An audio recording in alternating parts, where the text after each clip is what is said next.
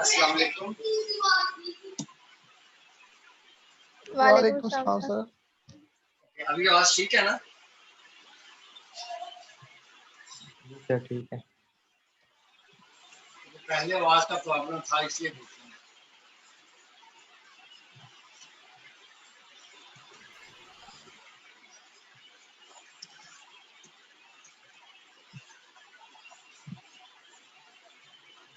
अब की हो गया बोल तो आवाज ठीक आ गई सबको? जी सर जी ठीक जी आ सर रही है। ठीक है। ओके।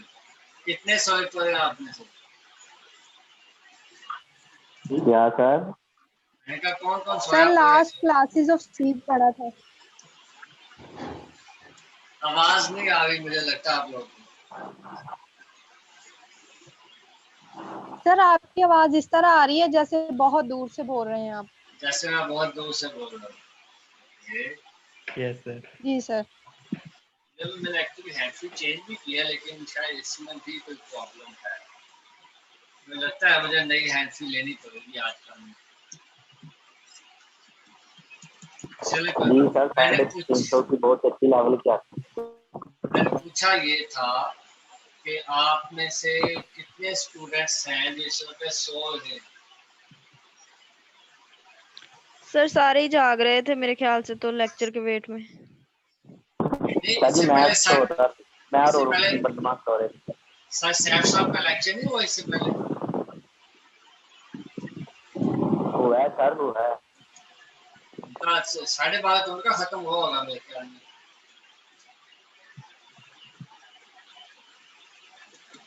अच्छा चले एनीवेज सर 12 बजे। एक आप लोग ये कहें कि जो इधर चैट है इधर चैट के अंदर अपनी जगह वो अटेंडेंस लगा दें, ठीक है ना?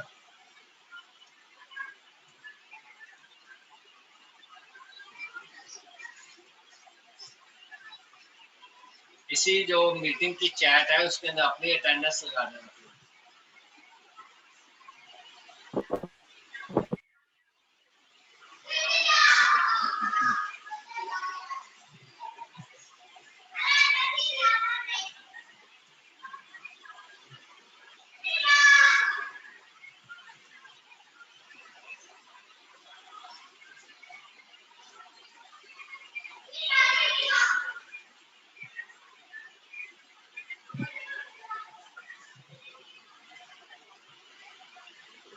ओके ठीक हो गया। अच्छा दूसरा हमारे जो आगे वाले टॉपिक्स हैं वो कम ही रहते हैं, तकरीबन 4 या 5 टॉपिक्स हैं इसके अंदर जो रहते हैं। एक DUS है, एक रिलीज ऑफ वाइटी लेजिस्लेशन, ये तो हमने पढ़ लिया रखा है काफी हद तक। सर जी आपकी आवाज नहीं सही आ रही सर जी।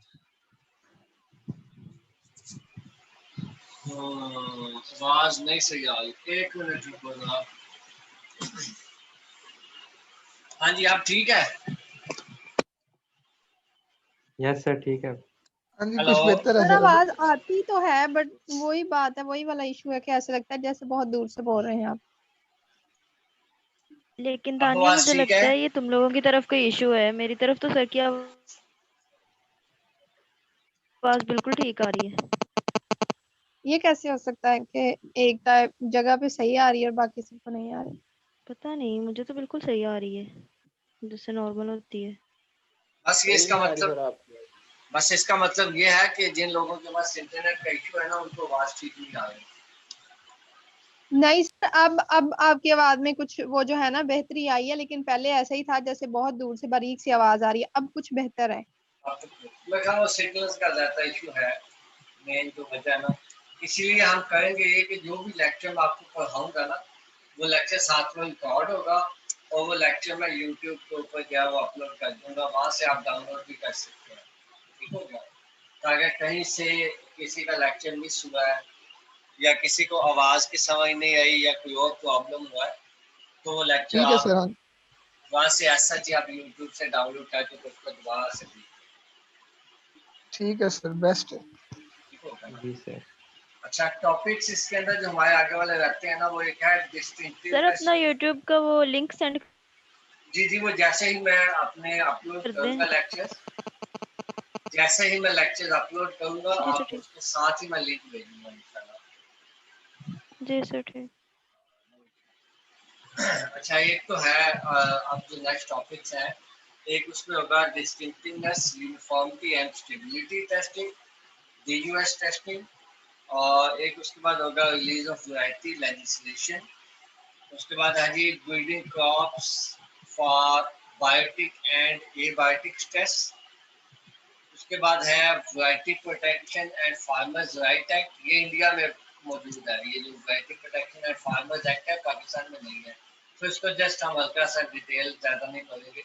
सेकंड है द बायोडाइवर्सिटी एक्ट, ये भी पाकिस्तान में नहीं है, ये सिर्फ इंडिया में है, इसको भी हम जस्ट थोड़ा सा टच करेंगे। और फाइनली जो है वो प्लांट ब्रीडर्स राइट्स, ये पाकिस्तान में मौजूद है, इसको हम ज़्यादा डिटेल में पढ़ेंगे। तो तीन हमारे पास जो वो एक्ट है जो हमने पढ़ने हैं। एक जो है वो ब्रीडिंग फॉर डिफरेंट इन्वायरमेंट्स, हम थोड़ी सी डिटेल करेंगे। और आखिरी टॉपिक जो है वो DUS का रिलेटेड होगा, वैरायटी रजिस्ट्रेशन के लिए। ठीक है जी, तो ये 4-5 टॉपिक्स हैं इस सब्जेक्ट के भी। तकरीबन 4 से 5 वीक इसके ऊपर इंशाल्लाह लगेंगे, तो ये भी कंप्लीट हो जाएगी। ठीक हो गया जी? जी सर ठीक है। Okay sir. तो, कल वाली जो क्लास है इंशाल्लाह नेक्स्ट क्लास से हम इसको पढ़ना शुरू करेंगे। तो आज आप लोगों को समझता में काफी सारे स्टूडेंट्स जो है वो घर वापस भी जा रहे हैं, ऐसे ही है ना? ये चले गए, उन्हें पहुंच चुके हैं, शायद जाएंगे अभी। जी सर पहुंच चुके हैं पहुंच चुके हैं। ऑलमोस्ट। नहीं, हॉस्टल में कोई नहीं है, सब निकल गए हैं। सर गर्ल्स तो निकल गई थी, बाकियों को पता नहीं। आई बिलीव के अब मैं कहना कि ना ईद के बाद ही आपको बुलाएंगे, अगला ईद तक नहीं बुलाएंगे, क्योंकि वैसे भी आज जी सर 8 के बाद तो संडे है, उसके बाद ईद की छुट्टियां आ जाएंगी। जी जी बिल्कुल ऐसी है। तो 1-2 दिन के लिए तो मैं खाना नहीं बुलाएंगे, बुलाएंगे भी तो स्टूडेंट शायद नहीं आएंगे, क्योंकि एक्सपेक्टेडली जो ईद है वो यहाँ तो होगी वेडनेसडे की या थर्सडे की, ऐसे बनेगा, या थर्सडे फ्राइडे की होगी लगता है। सर 14 और 15 की, 13 और 14 की है हाँ ठीक है। शायद, दिन का पहला रोजा जो दिन है का वो नहीं आइडिया दिन वेडनेसडे, कौन सा बन रहा है। पहला रोजा वेडनेसडे को था ना? हाँ जी सर वेडनेसडे को था। दैट मींस के वेडनेसडे वाले दिन 29 जो है ना वो रमजान हो गई, तो यहाँ तो फिर जुमेरात की ईद बनेगी या जुमे की ईद बनेगी। तो 1-2 दिन के लिए तो मैं खैर वैसे भी काम बुलाएगा, ईद के बाद ही एक दिन ज़्यादा चांस है। चले वो भी देखें बुलाते हैं या नहीं बुलाते, या ऑनलाइन चले जाते हैं, तब तक क्या सिचुएशन है। दुआ करें अल्लाह ताला के लिए कोरोना की सिचुएशन जो है ये कुछ क्लियर हो, ताकि जो है ना हम भी ज़्यादा सुख का सांस लें। तो ये काफ़ी ज़्यादा इशू बना हुआ है इस वक्त, आप लोगों को पता ही होगा। जी सर ऐसे अराउंड द वर्ल्ड जो है ना वो काफ़ी ज़्यादा इशू बने हुए हैं। हाँ, और कोई बात को स्टूडेंट करना चाहता है तो कर सकता है।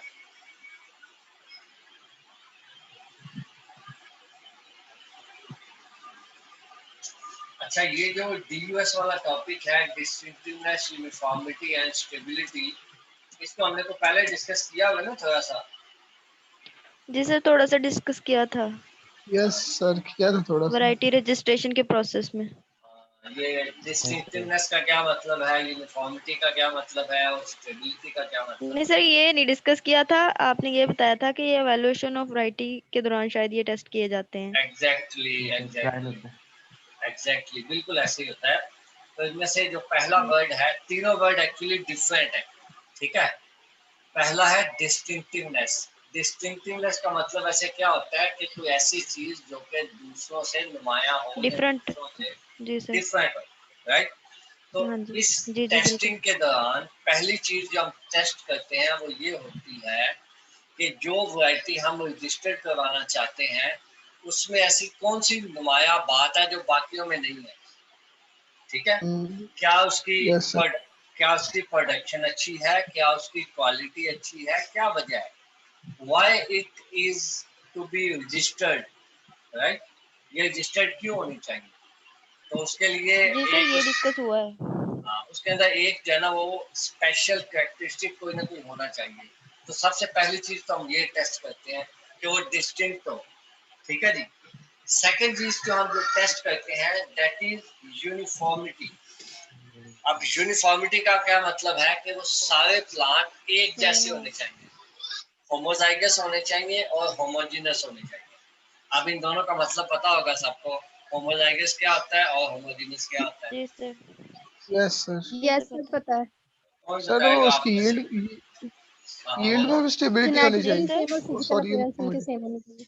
यस, यील्ड में भी स्टेबिलिटी होनी चाहिए, उसकी कैरेक्टरिस्टिक्स में भी स्टेबिलिटी होनी चाहिए और वो नजर भी स्टेबल आनी चाहिए। अभी वैसे यूनिफॉर्मिटी की आप बात कर रहे हैं, स्टेबिलिटी तक तो हम गए ही नहीं। हाँ, मैं सर Yes, sir. यूनिफॉर्मिटी की बात कर रहा था कि यील्ड भी उसकी यूनिफॉर्म होनी चाहिए, कम हो या ज्यादा। यूनिफॉर्म का मतलब यह है कि हर प्लांट जो है वो दूसरे की तरह का नजर आना चाहिए, सारे प्लांट एक जैसे होने चाहिए। यानी कि एक वैरायटी प्लांट वन की भी यील्ड वैसी हो, प्लांट टू की भी यील्ड वैसी हो, प्लांट थ्री की यील्ड भी वैसी हो, यानी सबकी। इसकी फिजिकल अपीयरेंस भी आएगी इसमें और इसकी यील्ड भी आएगी। यस, फिजिकल अपीयरेंस भी आएगी, उसकी यील्ड भी आएगी, उसकी जीनोटाइप भी आएगी। जी सर जी। ठीक है सर। इसलिए मैंने होमोजाइगोसिटी और जी सर, होमोजीनिटी। होमोजाइगोसिटी तो उसकी फिजिकल से रिलेटेड है ना? नो, होमोजाइगोसिटी उसके जीन से रिलेटेड है, होमोजीनिटी Genetic उसके related. फिजिकल से रिलेटेड है। और जी सर जी। होमोजीनिटी जो है वो उसकी फिजिकल अपीयरेंस से रिलेटेड है और होमोजाइगोसिटी जो है जाइगोट से, वो उसकी जीनोटाइप से रिलेटेड है। जीनोटाइप से, जी सर। ठीक है, तो दो चीजें तो ये हो गई। थर्ड होती है स्टेबिलिटी। अब स्टेबिलिटी का क्या मतलब है कि वो स्टेबल प्रोडक्शन दे। कहाँ पे स्टेबल प्रोडक्शन दे? दो तरह से हम स्टेबिलिटी चेक करते हैं। पहले नंबर पे डिफरेंट एरियाज में लगाते हैं, यानी कि फैसलाबाद में लगाई, मुल्तान में लगाई, लाहौर में लगाई, हर जगह के ऊपर सेम प्रोडक्शन आनी चाहिए, तब वो स्टेबल कहलाएगी। ठीक हो गया ना? यानी कि जैसा भी इन्वायरमेंट दें उसको, हॉट इन्वायरमेंट हो या कोल्ड इन्वायरमेंट हो या नॉर्मल इन्वायरमेंट हो, सब में उसकी प्रोडक्शन सेम आनी चाहिए, तब वो स्टेबल कहलाएगी।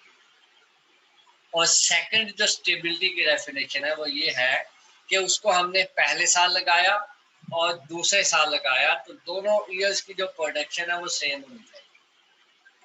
सो स्टेबिलिटी दो तरह से चेक की जाती है, अक्रॉस द इन्वायरमेंट का मतलब Yes, sir. डिफरेंट एरियाज में, और सेकंड सर आपकी अक्रॉस आवाज द नहीं आ ईयर्स। रही। यार डिफरेंट ठीक है सर आवाज। जो रीजन का इन्वायरमेंट तो सेम नहीं होगा तो फिर वो कैसे सरवाइव करेगी और कैसे इक्वल उसकी यील्ड जो है वो आएगी। आनी चाहिए, और उसके अंदर ये क्वालिटी होनी चाहिए कि जैसा भी इन्वायरमेंट हो उस जी इन्वायरमेंट को जी वो सर। उस इन्वायरमेंट को वो फेस करे और उसमें अच्छी प्रोडक्शन दे। अब सेम प्रोडक्शन आने का मतलब ये नहीं होता कि 100% सेम हो, सेम जी आने का सर। मतलब ये है कि अप टू 90% सेम होनी चाहिए कम से कम। जी जी सर। ठीक हो गया। और सेकंड जो है स्टेबिलिटी का वो मतलब ये है कि अक्रॉस द ईयर्स जो है उसकी प्रोडक्शन स्टेबल होनी चाहिए। यानी कि मुल्तान में हमने 2020 में लगाई और फिर मुल्तान में ही 2021 में लगाई, तो दोनों ईयर्स के अंदर प्रोडक्शन सेम होनी चाहिए, तब वो स्टेबल कहलाएगी।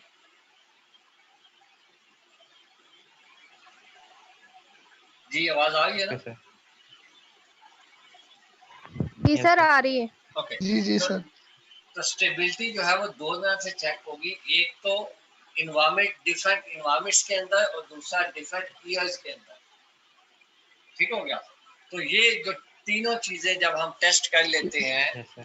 डिस्टिंक्टिवनेस भी चेक हो जाती है कि वो बाकियों से नुमाया है, यूनिफॉर्मिटी भी टेस्ट हो जाती है कि वो होमोजाइगस है और होमोजीनियस है, और स्टेबिलिटी भी टेस्ट हो जाती है कि वो डिफरेंट इन्वायरमेंट्स में भी अच्छा परफॉर्म करती है और डिफरेंट ईयर्स के अंदर भी अच्छा परफॉर्म करती है। तो ये तीनों चीजें मिल के इनको हम कहते हैं डस्ट टेस्टिंग। और ये 2 साल में आपको पता है कंप्लीट हो गई। सर अगर हाइब्रिड वैरायटी हो जी, तो वो होमोजीनस और हेटेरोजाइगस होगी। वो होमोजीनियस और हेटेरोजाइगस हो गया एग्जैक्टली। उसमें हेटेरोजाइगम चेक करेंगे क्यों है। ठीक है सर। एक्चुअली जो होती है हाइब्रिड वैरायटी जो होती है ना, उसके लिए डस्ट टेस्टिंग हम नहीं करते अमूमन।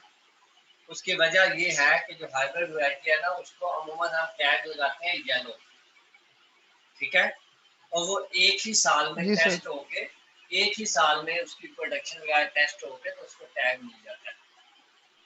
तो उसमें 10 हम ज्यादातर नहीं करते, उसमें 10 हम ज्यादातर नहीं परफॉर्म करते। अच्छा सही है सर। Okay sir. ठीक।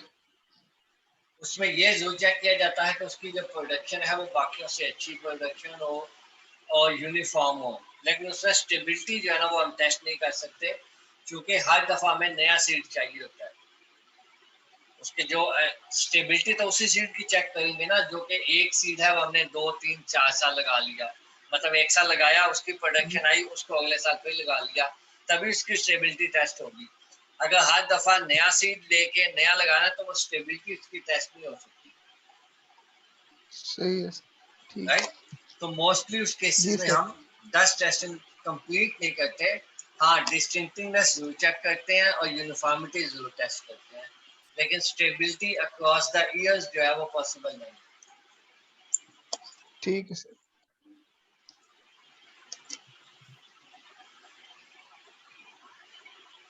जी बेटा, डस्ट टेस्टिंग का मतलब और कोई बात आपके किसी के माइंड में आ रही हो तो पूछ सकता है। सर डिस्टिंक्टिवनेस को दोबारा बता दें, इसमें मुझे कुछ समझ नहीं आई।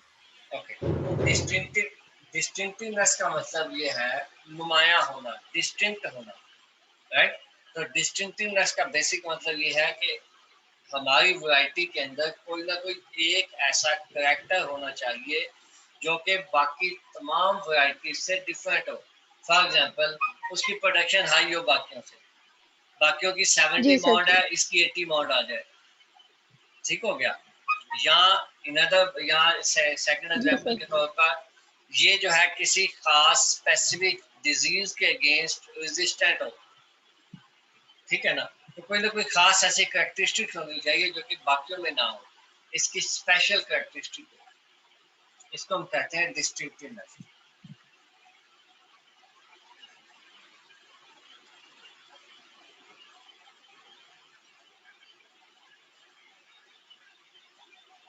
ठीक हो गया जी। और कोई बात इन तीनों में जी से, सर ठीक। डस्ट टेस्टिंग में से किसने पूछनी है तो पूछ सकता है। सर ये आप कोई कौन सा टॉपिक पढ़ा रहे हैं? DUS, डस्ट का टॉपिक पढ़ा रहा हूँ। ये जो डस्ट टेस्टिंग होती सर है वो कैसे होती है और क्या सर होती है। आपने बताया सर जी जी आपने सर। यही बताया ना कि स्टेबिलिटी जो है हम 2 वेज में चेक करते हैं, एक तो उसको डिफरेंट एरियाज में ग्रो करके, और दूसरा ये कि उसको एक से ज्यादा साल ग्रो करते हैं। यस यही था ना दूसरा point? Yes yes yes exactly, बिल्कुल ऐसे ठीक कहा। है ठीक।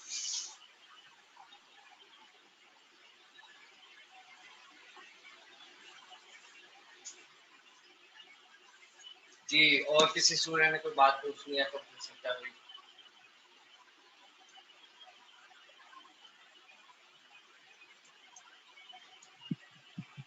सर हमारा टॉपिक कंप्लीट हो गया? यस, बस यही था, जी सर ठीक। छोटा सा टॉपिक था एक्चुअली, इसलिए मैंने इसको जो है ना वो ज्यादा डिटेल में नहीं किया। सर जो आपने पढ़ाया वो नोट कर लिया, और इसे नोट से भी पढ़ने की जरूरत है, ये इतना काफी है जो आपने पढ़ा दिया? बस इतना बहुत है, काफी है इतना। वैसे आप लोग को एक पेज का थोड़ा सा नोट्स भी है अवेलेबल, वो भी आप लोगों के साथ शेयर कर दूंगा, बट जी दिस सर इज ठीक। इनफ, इतने काफी है वैसे भाई ओके मेरे सर। ख्याल में। क्योंकि इसमें तीनों का आपको मतलब पता होना चाहिए, डी का क्या मतलब है, यू का क्या मतलब है, एस का क्या मतलब है, दैट्स ऑल। जी सर बिल्कुल।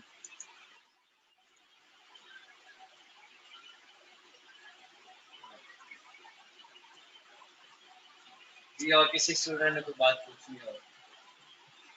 अटेंडेंस हो गई है ना सबकी? जी सर।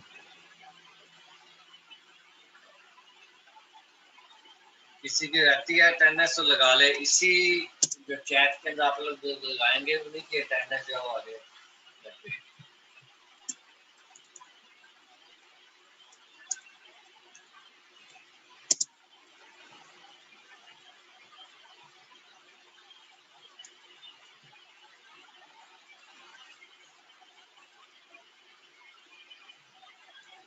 कि आप लोगों के साथ एक जो है ना वो स्लाइड्स हैं वो मैं शेयर कर दूंगा, तो वो भी आप लोगों ने देख लेनी है।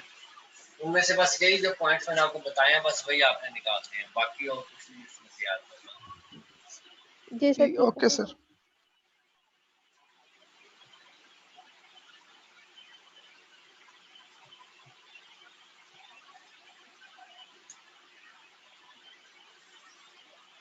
चलें जी, टॉपिक जो है वो आपका आज का जो है वो कंप्लीट हो गया, सो इसलिए इसको जो है रिकॉर्डिंग जब हम स्टार्ट कर